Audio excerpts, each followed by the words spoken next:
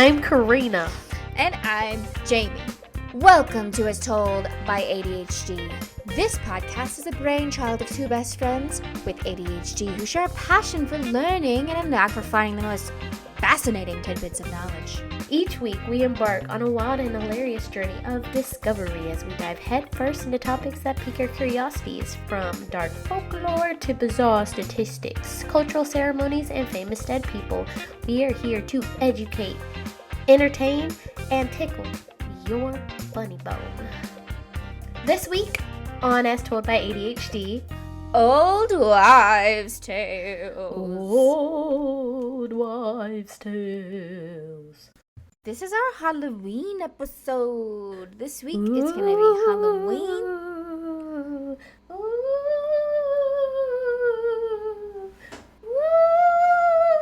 Yeah, thank you for the ghost. Oh, I was thinking Thank you you so would much. just talk over my ghost. Definitely not. I wanted to hear all of it. Oh, okay. Yes. Well, I'm happy you were there for it. I know. I'm happy we were all there for it, honestly. It was pretty great. But it's not Halloween today because we do release these on Friday. But Halloween is next week on a Tuesday. So, yeah. What? So lame. I know, it is lame when it's on a Tuesday. So lame. I like weekend Halloween. I love the spooky season. Was that old song like from the early 2000s? Was it Got the Club Going Up on a Tuesday? I thought it was Thursday. Oh, is it Thursday? It's Friday. Gross. Let's just go through get all outta the here. days of the week. There's one song somebody sent me somebody sent me a Snapchat like a couple weeks ago, and it was just a song that was like saying the days of the week, and I was like, I'm so proud of you for finally learning your days of the week. I have no clue what song Sugar it was. Daddy every day. No, it wasn't that. Monday, Tuesday, Wednesday, Thursday, Friday, Saturday. Sugar Daddy every day. Nobody's gonna get that reference. Not even one person. Not unless they watch Twitch. And if they watch Yeah. Twitch, they have to watch Foozly. Yes. So if you know who Foozly is, good on you, mate. Yeah. Anyway, but yeah, I don't know what song. It was like a rap song, and it was like rapping the days of the week, and I was like, what is happening? Why is this person sending me this? Is it It a was Korean guy? Because that's Jungkook. Maybe. Actually, I think it was a Korean song. Sunday, Monday, Tuesday, Wednesday, Thursday, Friday, Saturday, Sunday, Monday. He's saying pretty much, I'm going to do you every single day of the week. Yeah, that's it. 7 days a week, every hour, every minute. I'm just like, bro, that sounds exhausting, my guy. Honestly. But like, if Yeah. you got it on you, Energizer Bunny who? Okay. You know what time it is? Coin flip. I'm gonna choose heads. I'm going to die if I flip this and it's the opposite of what you say. So you said heads. Yes.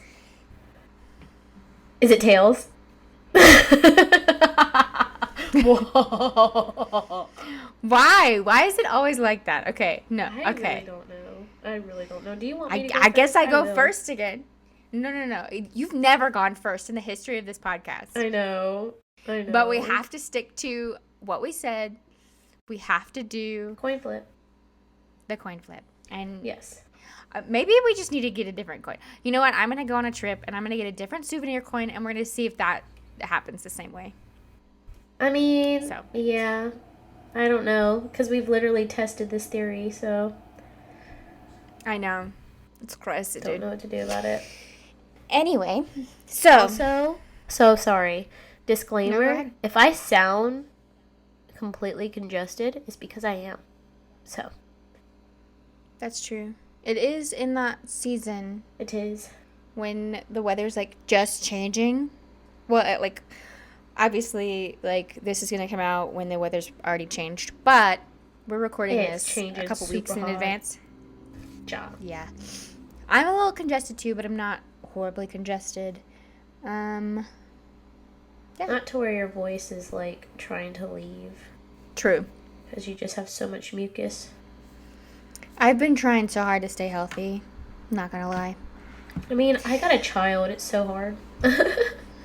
Honestly, yeah. Especially when he goes to school. Oh my gosh, yes. Schools are Yes. just germ factories. Absolutely terrible. Yes. Anyway, are you ready for my story? I'm ready. So, I'm ready. I'm gonna give you the origin of jack-o'-lanterns. Jack-o'-lantern. Yeah, See, I went nowhere near that, so I'm very, good job, us. she's playing like That's all I she gotta say, didn't really. know that this was the story I was gonna do, but this specific story is the reason why this podcast started. That's true. And I've been waiting to tell this story. Yeah. It literally, since the beginning. Like, 100%. Yeah. And I guess to give like a little context of like why this specific story, I had a coworker. He has since changed companies. He's great. He listens to the podcast. Hi, if you're listening, you know who you are. Me and this guy would share fun facts either every day or every other day. And we would just go back and forth sharing random fun facts. And then one Halloween, I messaged him and I was like, I got a good one for you. And I messaged him this story. So you're about to get an earful. And if that coworker is listening, you've already heard the story, but you should keep listening because Yeah, because... Oh, sorry. Jamie appreciates you, and you have a new story that hopefully you didn't know, but you probably did because you and Jamie are essentially the reason why this podcast even was an idea. Yeah, and I told him that too. I texted him recently and I was like, hey, you are the reason. So, you know who you are. I appreciate you. Shout out. I'm not going to say your name because I know he respects his privacy, but anyway, the origin of jack-o'-lanterns. Spirit fingers. She's not even looking at me because she's painting a box. I'm painting little baby leaves. But your spirit fingers are always magical. Thank you. Okay, so let's talk about the origin of jack-o'-lanterns with Stingy Jack. Karina, have I told you this story before? Probably. No, actually. I haven't? Nope. I tell everybody this story. I have a friend who, like, if there's like an awkward silence, he's like, hey, someone tell a story. And I always tell this one, even though they've heard it like a million times. Yeah. Okay. So, I'm going to tell you the story that I know, but there's a bunch of different versions online. So, if you want to look at other versions, like, it's just slight modifications on the story, but the version that I know, I'm going to give you, and you're going to love it regardless. So, Heck yeah. okay.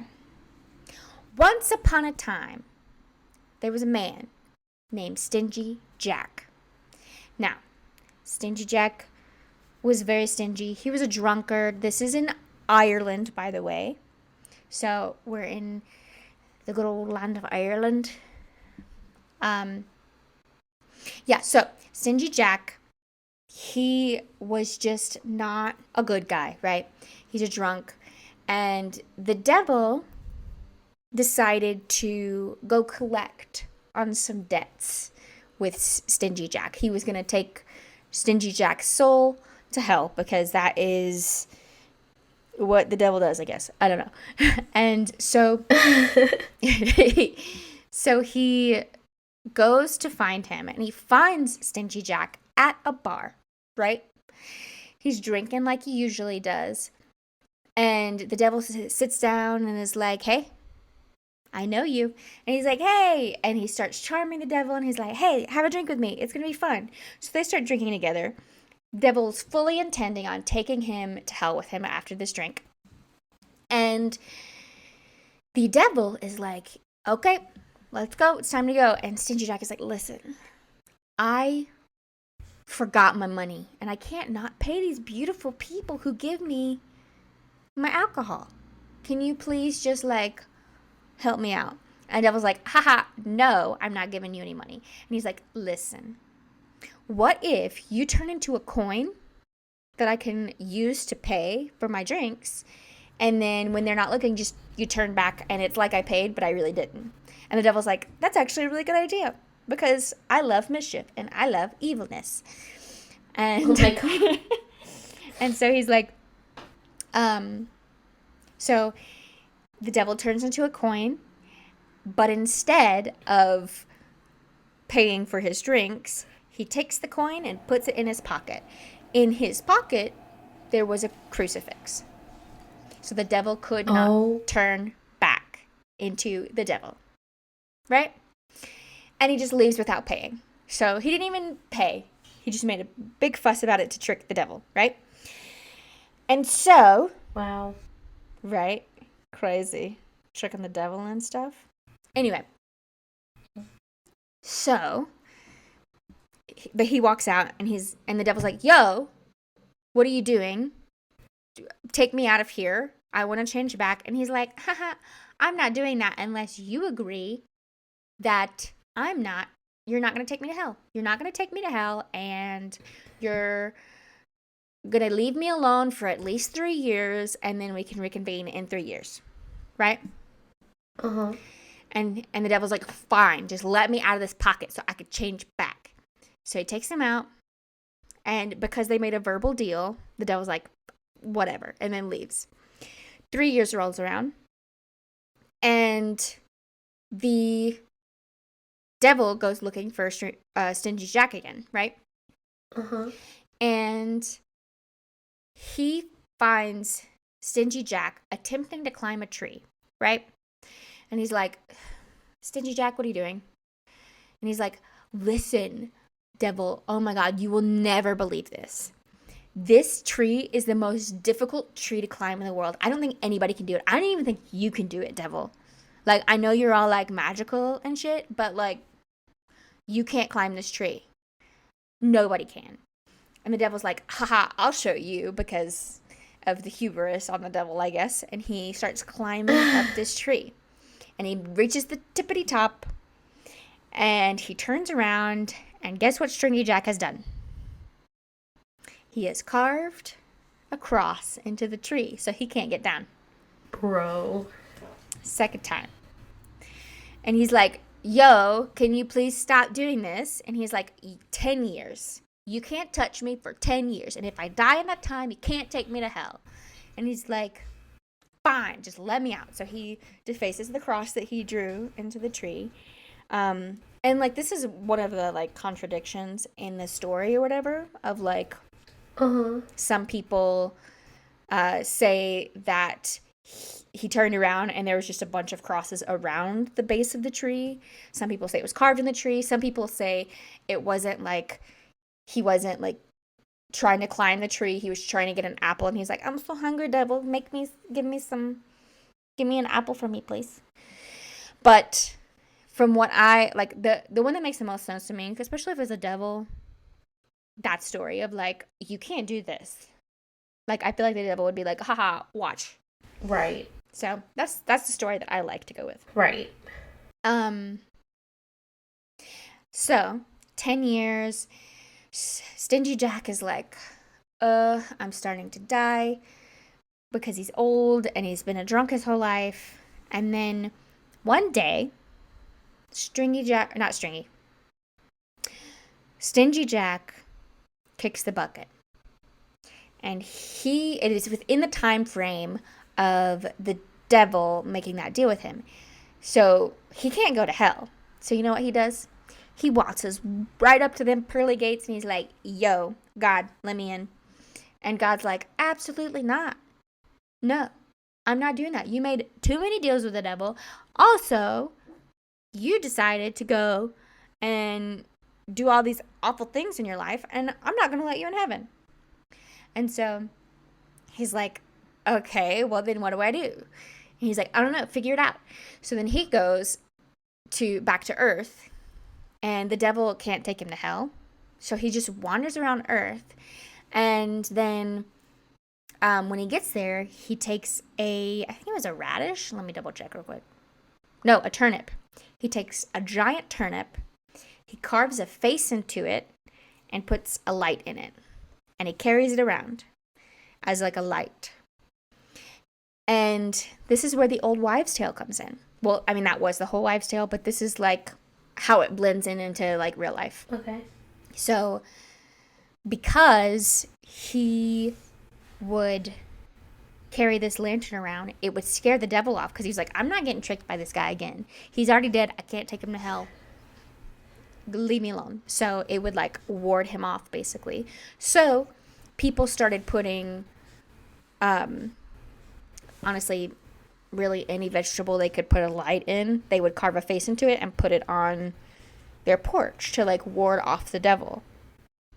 And that is the origin of jack-o'-lanterns. And then somewhere along the line, it became pumpkins. But it started as a turnip. And that is the origin of jack-o'-lanterns. A turnip. A turnip. The origin was with a turnip. That's the origin of a turnip. Yes. But that was like... I mean, a turnip kind of looks like a... What is that called? Like a shrunken head? Yeah. So. Yeah. That was, I think that was a record time of me finishing a story.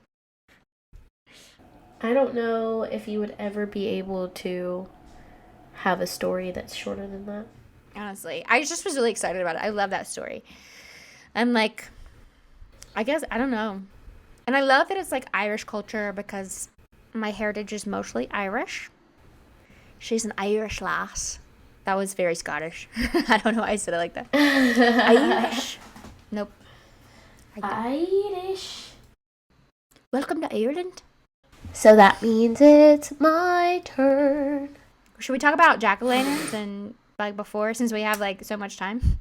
Yeah, actually, me and my kid went to the pumpkin patch the other day, and this kid finessed 3 pumpkins out of me. He was like, Mommy, look at this one. It's so little and cute. And he found the smallest one, and I was like, you know what? That's fine. You can carry it around. I don't have to carry it around. Sure, we can have a little baby pumpkin. And then my child walks around and sees another one and goes, Mommy, look. Look, this one is even cuter, and we can carve in it. I was like, you know what? What's Halloween without a carved pumpkin? We can carve like 1 pumpkin. That's completely fine. So I'm walking around with 2 pumpkins. And we're about to leave. We're about to walk down to the gate to get on the trailer that takes us back to the main part of the park. And he says, Mommy, look at this. Look at this. It's the most perfect round big pumpkin. We can carve anything into it. And I was like, baby, we already have a pumpkin to carve into. We do not need another one.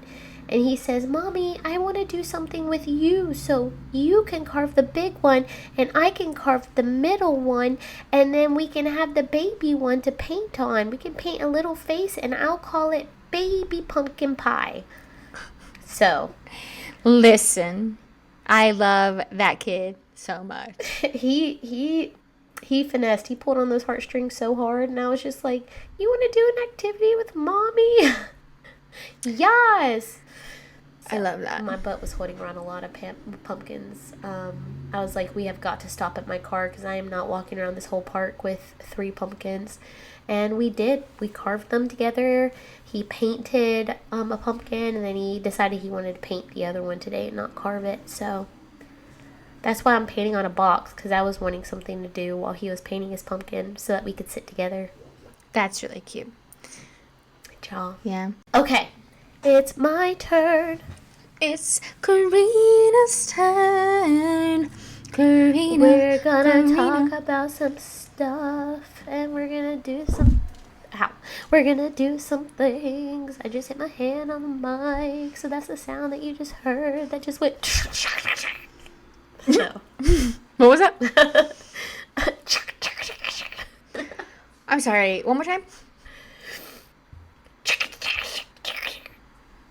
Perfect. Thank you.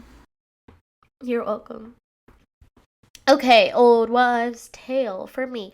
First, I had to look up the definition because I felt like I was going crazy. Because before, I thought old wives' tales were strictly, and I mean strictly, just like small things, like medicinal things that you can do that actually don't work, that are completely a placebo type thing, right? That's what I thought it was. And so when Jamie said that she wanted to do a old wives' tale for the Halloween episode, I was like, okay, maybe she just found some like really creepy, like mind bending old wives' tales that like mothers used to tell their children so that they would do what they say or something, you know?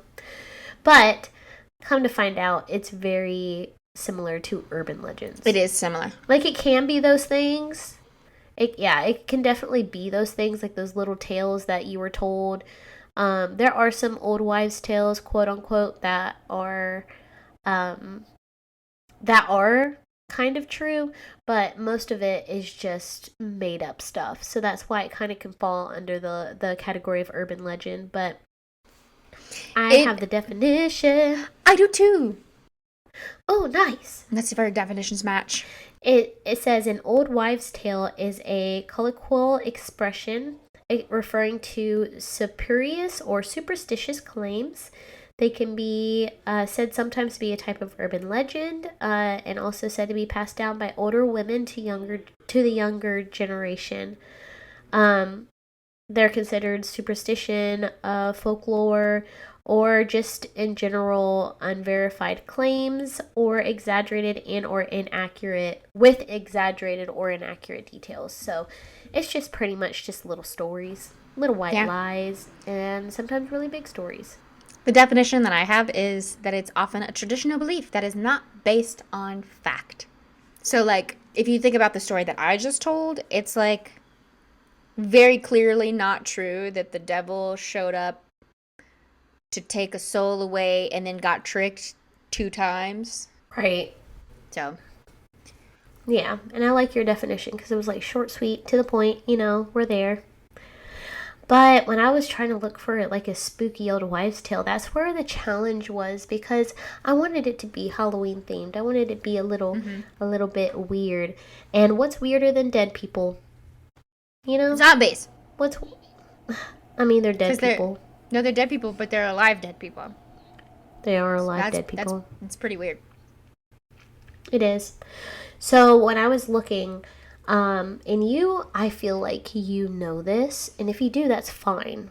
But I'm excited. It's the superstition or quote unquote old wives' tale about putting coins on dead people's eyes. Have you heard of that? I vaguely remember this, but I don't remember the exact thing. So I found the actual story, but there's, just like your story, there's so many different types because it is not based in fact. Different compared to wherever you are. Yeah, it's not really based in fact. It's more based out of tradition, this one. So the story behind putting coins on the eyes of the dead is Charon's Obol. It's Greek. It's a Greek story, essentially. It's a myth surrounding the placement of coins in the eyes, but according to the legend, I'm so stupid. The coins were a bribe. The coins were a bribe or payment used to ferry the dead into the underworld. So, if you died, the only way that you would be able to have safe passage to the underworld, because in Greece there wasn't heaven or hell, it was essentially just the underworld, and there's different parts of the underworld. But they needed money to get to the underworld. So they would put coins on the eyes or on the lips. And so that means when their soul starts traveling, they can turn around, take the coins off their dead body, and they can go down to the underworld and pay for ferry into the underworld. And if you guys don't know about, Greece and how they are about the underworld. It's very complicated, but it's just where the dead go when they die. It's watched over the god Hades, who is the god of the underworld. But when people died, they didn't magically appear there. They had to travel by boat. And in between the land of the living and the dead, the underworld is the river Styx and a chair. Oh my gosh, what's that Greece word? Greech. Sorry. Sorry, Acheron. I feel like I need to say it. You said ACHERON. ACHERON. Akron? Akron? Okay. Between the land of the living and the underworld is the river Styx and say it, Jamie. Say this word for me. Akron. Akron. These two rivers divided the souls of the living to the souls of the dead. And you'll see it a lot in like Greek paintings and poetry. So that's where kind of, I guess, the depth of the belief of these stories come from, because they had this art and that's how they told their stories. Very detailed, beautifully created stories. But in Greek paintings and poetry, you would frequently find depictions of Charon taking the dead through the river to the underworld.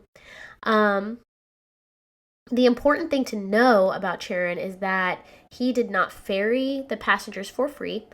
He needed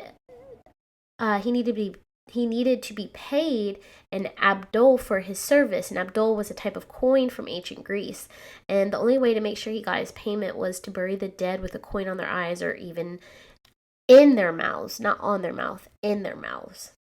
So that's just weird. Just imagine like you're distraught about a loved one passing away, and you're just like, let's make sure you have money for the bus, and you like open your dead mouth and put in a coin. I feel like the first couple times so might be creepy. weird, but then I feel like after a while they're just used to it. Because like there are some societies that like they like, maybe I'll talk about this in a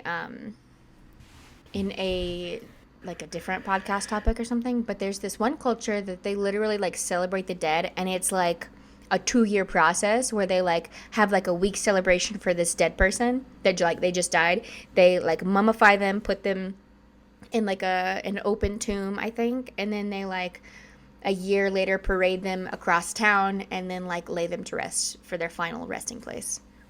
And I think that's so beautiful to just celebrate death like that. No, I think that's really cool. These people ended up going all out, just kind of like how you were just speaking. I would feel like this would either come from family who just are so heartbroken they scrape together everything they have, or it's more like on the wealthier side of the families. But sometimes they wouldn't just be buried with like 1 or 2 coins. They'd use several coins, usually very, very high value coins, and they'll put them all over in many of various places of the body, just so that they made sure that they had enough money to go to the dead and go to the underworld. And some people were just like, maybe they can come back. Maybe. So they like were desperate for their loved ones to come back. They're like, hey, can you strike a deal with Charon, and say like, hey, I'll pay you to go there and I'll like do my thing, but like I have extra money, so like can I just like go back maybe? Damn. So try to convince the devil to come back. Unfortunately, this ended up biting everybody in the butt. This wives' tale did, because it caused a rampant and grave robbing. So grave robbing went insane. They started digging up bodies, saying like, hey, this rich person just died. Let's dig up their body and take all of their coin. So they had to, unfortunately, kind of hold back on that tale, even though it probably really hurt them to do it, because they truly believe that they had to help their loved one be able to have safe passage. But There's another place that also puts coins on the eyes of the dead, and that's in way back in Victorian England. So in the Victorian era, it became commonplace for someone to place silver coins on the eyes of the dead. They weren't paying for Charon's fee or anything. They weren't doing it because of the Greek old wives' tale, but it was purely cosmetic. Nice. They thought they though the eyes of the dead are manually shut, they often pop open because the body dehydrates. And they take like a really like sunken, the body's just drying out, so the eyes end up sinking in and stuff. Yeah. And as the body dehydrates, the eyes literally could pop open at any moment or one at a time. So one, a lot of people would freak out because they're just like, are they alive? Are they alive? And then two, it was just creepy. It's like, no, I know this person is dead, but their eyes literally just open.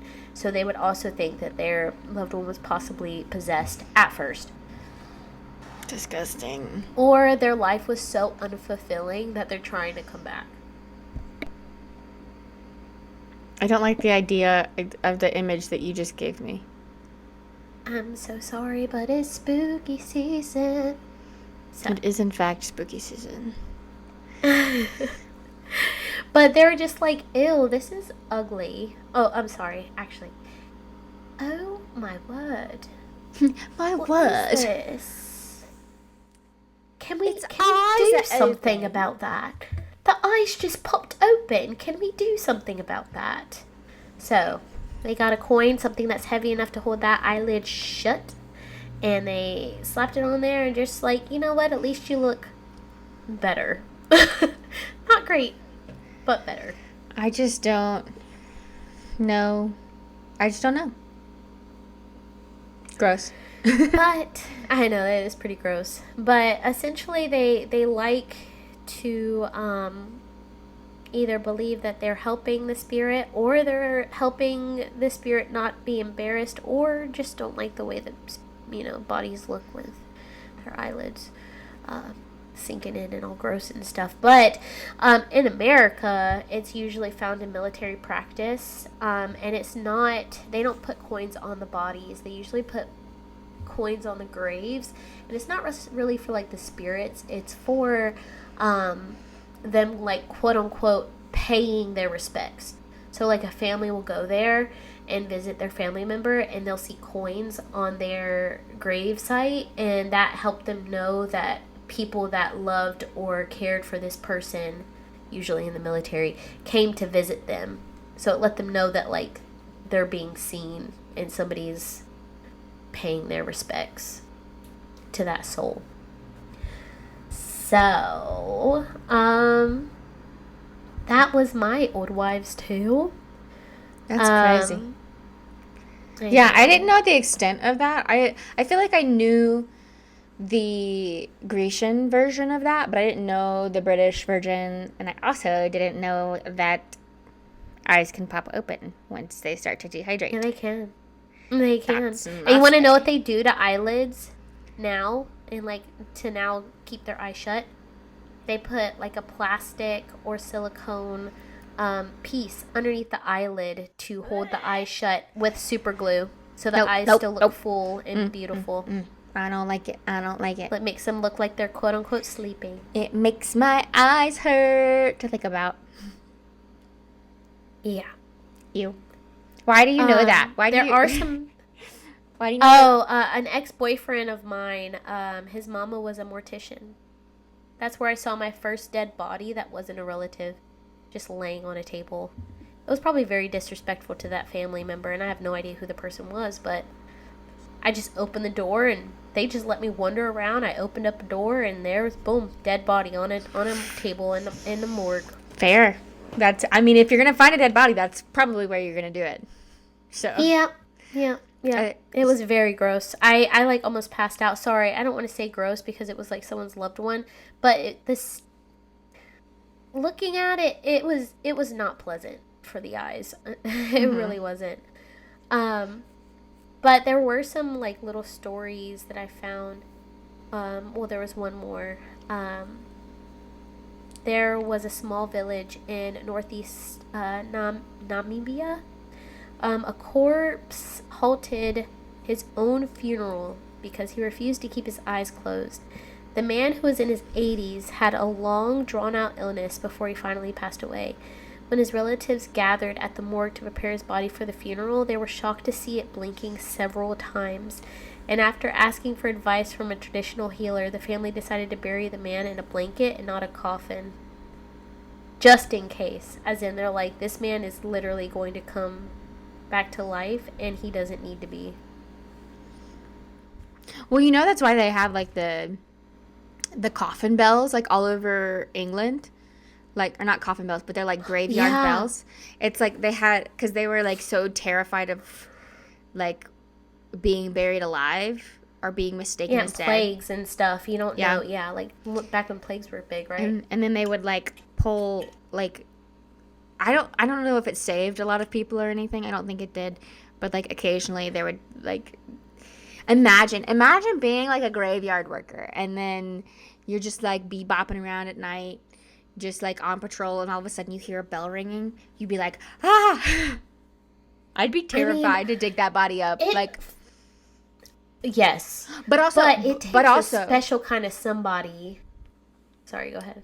But also, like, another thing to take in consideration, because they would tie the string around the, like, arm of the deceased or, like, around the hand of the deceased. And, like, as you're decomposing, things move. And so you would, like, the bell would be ringing even though, like, the person's definitely not alive. And they're, like, just decomposing. And then they open it and it's just a decomposing body. Ugh. Imagine being that. I would never want that job. No. It does take a very special kind of somebody to do that type of job, though. It really does. Like, you honestly never know. Mm-hmm. So. Alrighty. So that was, like, super duper quick. Super duper I know. Mega quick. I don't even think I'm going to have all this time. I know. I don't think I'm going to have to edit this one that much. Yeah. Usually I edit the hell out of things. Like, because I'm, like, trying to, like, cut the dead air. Because we do pause a lot. And, like, when we think, we, like, take a second, say, and then keep going. And the amount of ums that I have to, like, cut out is wild. But I feel like this one went really quick. And that is the quickest I've ever told a story. I looked to see how long it was when I did, like, finish, and it was, like, under 19 minutes. Nice. Yeah. So I think altogether it'd probably be, like, right on, like, 40 something minutes. Mm-hmm. I do want to touch on Halloween, and this is, you guys can call me a mom or whatever, but I know that things get a little bit crazy during Halloween because everybody just wants to have fun. Some people don't understand boundaries. Some people push things too far. So if you're going to go out on the town, or if you can go to a big old party, or whatever you decide to do, just, be safe. Surround yourself with people who will always have your back. Look out for those people who like to take things a little bit too far, thinking that it's just all fun and games, because I don't know if you know this, but there was this, right after the pandemic happened, in South Korea, there was a big party town called E13, and everybody decided to go there because it was the first time they could, gather in large groups, after everything was over. And it caused the death of almost 200 people due to an alleyway that led to a subway station. People were in a crowd surge. So, like, 13 feet-ish. People ended up being that high off of the ground. So here's the subway station. Imagine, like, I don't even know how to explain this because I'm dyslexic and I also just don't know terminology. But imagine if there was a town. You're just in a small town, and the only way to get to public transportation was through a about 10-foot wide alleyway. Now you are in a party city. So the only way in and out, because you don't want to get drunk, so what's the smart thing to do? Take public transportation, right? Mm-hmm. The only way in or out of this town is through this subway station. And people were coming in and out, and everybody kept trying to get through the alleyway. So everybody from the back of the town kept pushing into this alleyway while these people were at a standstill at the front of the alleyway where the subway station is. And it ended up killing almost 200 people because of the crowd surge. People were so stuck. It caused necrosis in parts of their bodies, which means like parts of their bodies died just from lack of oxygen. People were lifted off the ground, just stuck in a singular position. Like small girls, small men were just stuck up, like because they just got squeezed so hard. Everybody lost shoes, bags. People couldn't even pick up their phones, like pick up their hands to call their loved one. It was really, really bad, and that's because everybody just got a little bit too excited. So I'm saying go out, have a fun time, but really be aware of your surroundings and be aware of the people around you who aren't going to really take you as a person because they don't know you or they just don't care into consideration. But have the best Halloween or week leading up to Halloween or whenever you decide to party. I hope that it is fantastic and you make some beautiful memories, but also be careful. Yeah, I agree. And as always, take care of yourself. Drink your water. Yes. Before and after partying. Yes, and wear that costume. If you're thinking about it, if you're second guessing it, don't. You look great.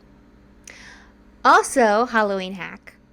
If you don't have children or you don't want to give candy away trick-or-treating, but you still want candy, the day after Halloween, the candy is on sale.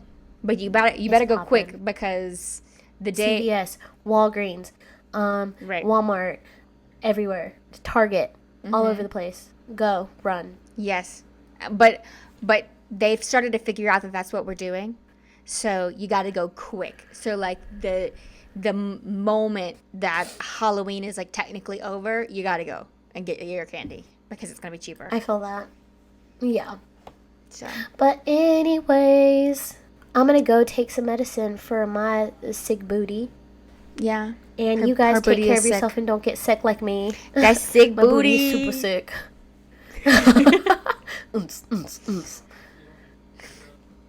Anyway, I hope you have a wonderful Halloween. Live it up.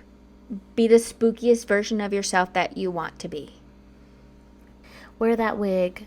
Go extra with that makeup. I know it's not usually you, but it's Halloween, baby. You can be whoever you want to be. Exactly. Mm-hmm. Well, we will see you guys next week. A goodbye. Goodbye. I can go low because I'm sick. Yeah. Goodbye.